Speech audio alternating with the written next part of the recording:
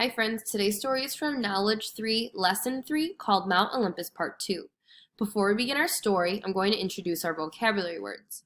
Our first vocabulary word for today's story is the word grove. Repeat after me, grove.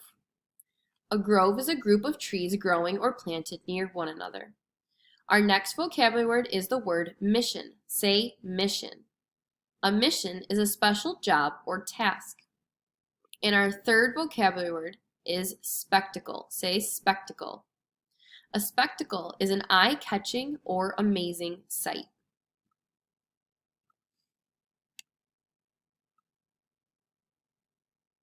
Hermes, messenger of the gods, was on a mission for his father Zeus, the king of the gods.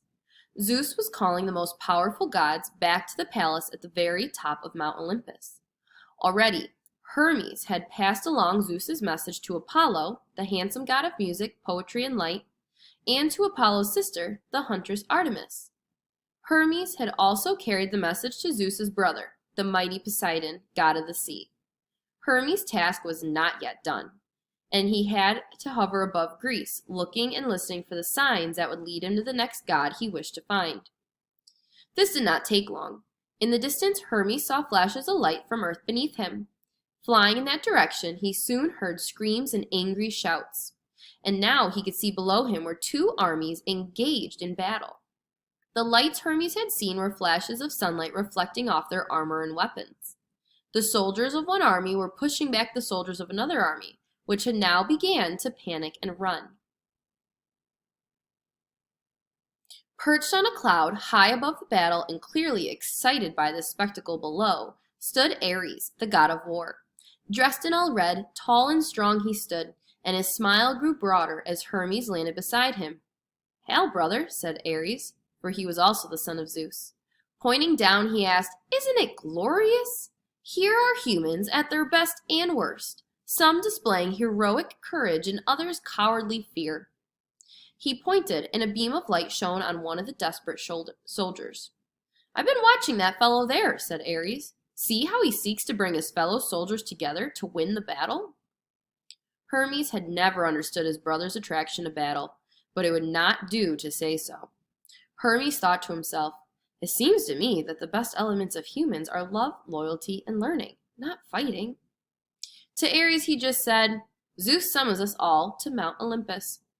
Without taking his eyes off the battle below, Ares nodded and said, "I'll be there." But Hermes had already flown to the Greek city-state of Athens. Here he found his sister Athena, another daughter of Zeus and goddess of wisdom and war, walking among a grove of olive trees. With Athena was Zeus's sister Demeter, goddess of plants and of the harvest. In her wise, intelligent voice, Athena was saying, "And so, dear aunt, would you please make sure that this year's crop of olives is especially plentiful for the people of Athens?" Gently, Demeter answered, "I shall be delighted." Instantly, the nearby olive trees turned a deeper shade of green. Hermes landed, kissed his aunt's cheek, and then smiled at Athena. "I have come to tell you that Zeus calls us all to Mount Olympus." "Of course," Athena answered. Hermes was off once more to his last stop, back to Mount Olympus, where he had started. There Hermes followed the loud clang, clang, clang of metal striking on metal. His brother Hephaestus, the god of fire and the blacksmith of the gods, was standing by his red-hot forge with a huge heavy hammer in each hand, striking in a turn against a jagged lightning bolt. The lightning bolt was being shaped on top of an anvil, a heavy block of iron or steel with a smooth, flat top. Waiting outside to carry the lightning bolt to Zeus, who, as you remember, was the god of lightning and thunder, was a magnificent winged horse named Pegasus.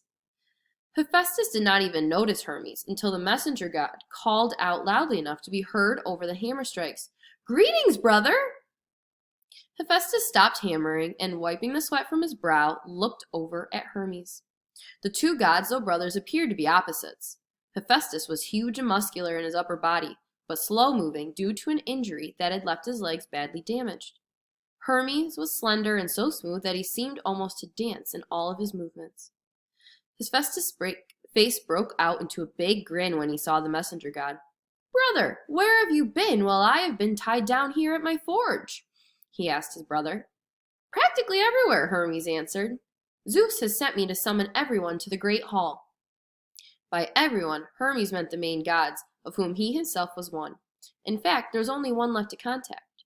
"Would you ask your wife to join us?" he asked. Hephaestus frowned. "She does not like to be awakened this early," he said, even though it was nearly noon by now. "But if it's for Zeus, I will do it." Hephaestus's wife was the most beautiful of all goddesses, the goddess of beauty itself and love, Aphrodite. Aphrodite was as used to luxury as Hephaestus was to hard work. Hephaestus told Hermes, "We will come."